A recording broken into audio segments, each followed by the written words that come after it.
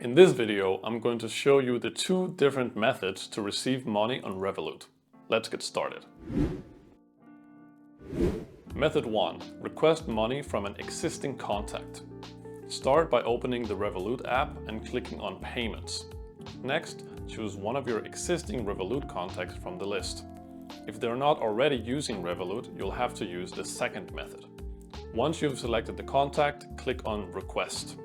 Now, enter the amount of money you'd like to receive, and finally, hit the Request button to send the request to your contact. The second method is to create a payment link. Once again, start by opening the Revolut app and clicking on Payments.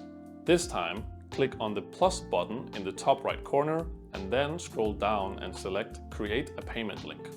You'll now see two options.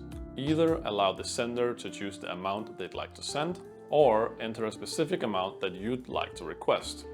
Once you've set the amount or chosen to leave it open-ended, copy the payment link that's generated.